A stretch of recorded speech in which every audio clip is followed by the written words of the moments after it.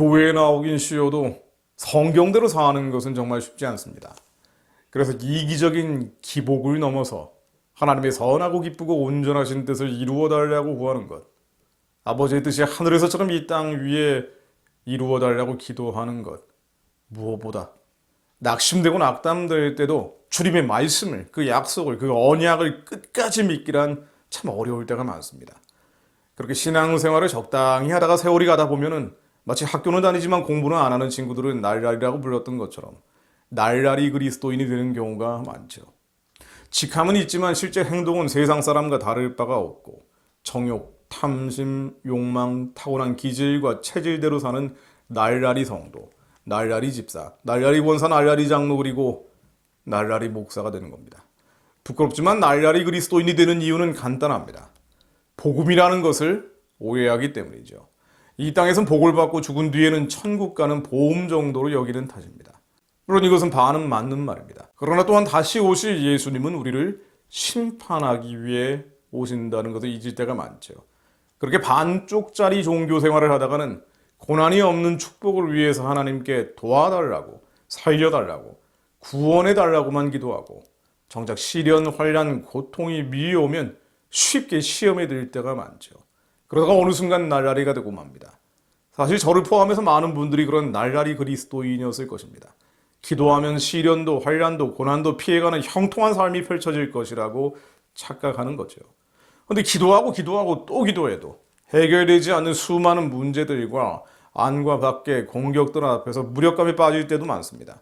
하나님이 살아계신다면 어떻게 이럴 수가 있는지 서운한 생각이 스쳐갈 때도 있죠. 무엇보다 더 큰 기도를 할 때 이루어지지 않는, 아무리 기도해도 달라지지 않는 현실들을 보면은 절망감이 느껴질 때도 있습니다. 도대체 이 나라가 좋아질 수 있을까? 이 민족이 달라질 수 있을까? 사방으로 우겨쌈을 당한 나의 현실은 바뀔 수 있을까? 그러나 이 모든 조건, 이 모든 악조건 속에도 불구하고 도대체 앞이 보이지 않는 터널 속에서도 성경에 나오듯 연약해진 무릎을 다시 일으켜 세워서 나와 내 가족과 나라와 민족과 열방을 향한 주님의 선하고 기쁘고 온전하신 뜻을 이루어 달라고 하나님께 다시 매달리는 것은요, 예수님이 다시 이 땅에 오실 것이고 주님의 재림 이후에 부활이 있을 것이며 또한 심판이 있다는 것을 믿기 때문입니다. 그렇습니다. 복음은 예수 믿고 구원받고 끝나는 것이 아닙니다. 그것은 반쪽짜리입니다. 이 땅에서 마음의 치유와 위로, 더 나아가서 육신의 병 고침과 축복으로 끝나는 것이 아닙니다. 그것은 반쪽짜리입니다. 복음은 달콤하고 감미롭고 또 아름다운 것이지만 그런 신앙은 단단한 음식을 먹지 못하고 젖만 먹는 어린아이 같은 것이죠. 그런 날라리 그리스도인들도 우리 안에 날라리 같은 마음이 있다면 분명히 알 것이 있습니다. 예수님은 다시 오십니다. 우리는 부활할 것입니다. 그리고 그리스도의 심판대 위에서 우리의 행함, 우리의 행위가 평가받게 될 것입니다. 그러므로 우리는 하나님을 두려워하지 않을 수 없습니다. 완전하신 말씀 앞에 떨 수밖에 없습니다. 요한계시록 14장 7절로 그가 큰 음성으로 이르되 하나님을 두려워하며 그에게 영광을 돌리라. 이는 그의 심판의 시간이 이르렀음이니 하늘과 땅과 바다와 물들의 근원을 만드신 이를 경배하라 하더라. 계시록에 등장하는 그 유명한 14만 4천 명은 그 입에 거짓이 없고 순결한 자들입니다. 그런데 천사들은 어린 양만 따르는 이들 14만 4천 명에게 이렇게 명령합니다. 하나님을 두려워하라고 말입니다. 왜 그렇습니까? 이것은 그의 심판의 시간이 이르렀기 때문입니다.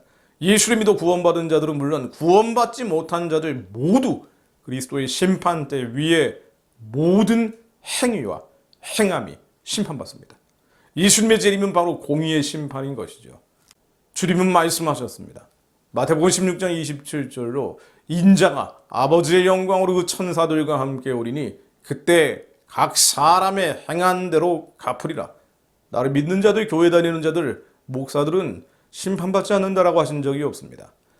의인은 오직 믿음으로 구원받습니다. 그러나 구원받은 우리들도 모든 행위와 모든 행함이 반드시 주님 앞에서 평가받습니다.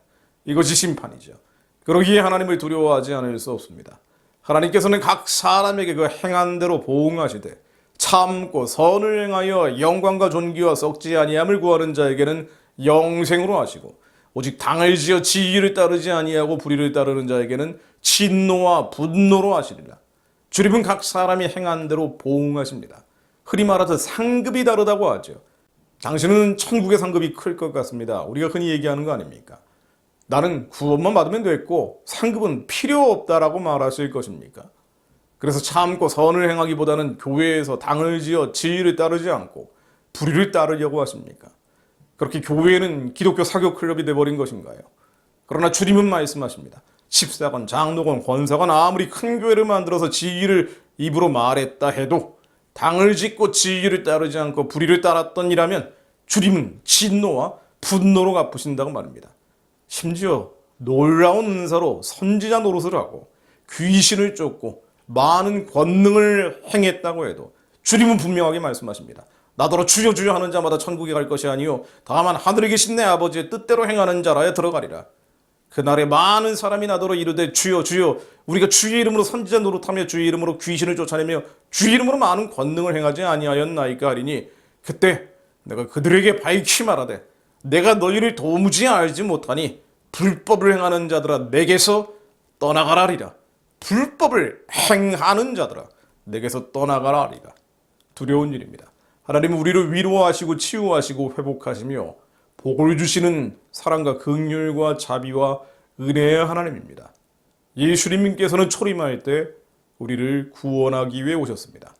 그러나 심판날엔 두려운 분입니다. 그렇다면 하늘에 계신 내 아버지의 뜻, 하늘에 계신 내 아버지의 뜻이 무엇입니까? 바로 예수님의 말씀입니다. 성경의 66권의 말씀입니다. 율법입니다. 로마서 2장 9절로 악을 행하는 각 사람의 영에는 환난과 곤고가 있으리니 먼저는 유대인에게요 그리고 해야인에게며 선을 행하는 각 사람에게는 영광과 존귀와 평강이 있으리니 먼저는 유대인에게요 그리고 해야인에게라. 이는 하나님께서 외모로 사람을 취하지 아니하심이라. 외모로 사람을 취하지 않는다고 하십니다. 해야인이건 유대인이건 그리스도인이건 비그리스도인이건 선을 행하는 사람은 영광과 존귀와 평강의 상이 있고 악을 행하는 사람의 영에는 환난과 곤고가 있습니다. 기독교 정치인이라고 하면서 법당에서 우상 앞에 절을 하고 온갖 악한 법과 악한 제도를 만드는 이에게는 주님이 심판날 공의의 심판을 하실 것입니다. 이 땅에선 벌레처럼 짓밟힌 무명한 자 같으나 주님이 기뻐하시는 기도의 양을 올려드린 이들에게는 반드시 영광과 존귀와 평강으로 보상해 주실 것입니다. 무릇 율법 없이 범죄한 자는 또한 율법 없이 망하고 무릇 율법이 있고 범죄한 자는 율법으로 말미암아 심판을 받으리라. 하나님 앞에서는 율법을 듣는 자가 의인이 아니요 오직 율법을 행하는 자라야 의롭다 하심을 얻으리니 곧 나의 복음의 이른 바와 같이 하나님이 예수 그리스도로 말미암아 사람들의 은밀한 것을 심판하시는 그날이라. 하나님이 은밀한 것을 심판하시는 날 저도 그날을 두려워하기에 살아서도 죽어서도 오직 주님의 기쁘고 선하고 온전한 뜻을 이루기 위해 몸부림칩니다. 아무리 낙심되고 낙담되고 절망적인 상황이라 할지라도 말씀을 믿고 약속을 믿고 언약을 믿고 주님의 뜻이 하늘에서처럼 이 땅 위에 이루어질 것을 믿음으로 선포하며 기도합니다. 사도 바울 역시 고백합니다. 우리가 담대하여 원하는 바는 차라리 몸을 떠나 주님과 함께 있는 그것이라. 그런즉 우리는 몸으로 있든지 떠나든지 몸으로 있든지 떠나든지 주를 기쁘시게 하는 자가 되기를 힘쓰노라. 주를 기쁘시게 하는 자가 되기를 힘쓰노라. 이것은 우리가 다 반드시 그리스도의 심판대 앞에 나타나게 돼요. 각각 선악간의 그 몸으로 행한 것을 따라 받으려 합니다. 우리는 반드시 그리스도의 심판대 앞에 나타나게 돼요. 각각 선악간의 그 몸으로 행한 것을 따라 받으려 합니다. 오직 주님을 기쁘시게 하는 삶. 세상의 바벨론 문화를 쫓으면서 세상 사람과 똑같이 사는 게 아니고요. 주님을 기쁘시게 하는 그 삶은 여전히 발작하는 타락한 기질과 못된 성질과 완악한 아십과 아직도 머릿속에 생각과 감정 안에 남아있는 음란하고 불결하고 더러운 죄성과 피 흘기까지 싸우는 삶입니다. 교회에서 패를 갈라 상처 주고 상처받고 다투는 것이 아니고요. 수다 떨고 자랑하고 인조이하는 얘기만 하는 것이 아니고요. 그것은 동성애 낙태와 유물론 전체주의 이 나라와 열국에서 벌어지는 가증한 일들로 울며 통곡하며 기도하는 삶입니다. 나와 내 가족의 건강과 번영만 위해서만 기도하는 것이 아니고요. 그것은 북한의 우는 자와 함께 울고 열방에 슬퍼하는 자들과 함께 슬퍼하는 삶입니다.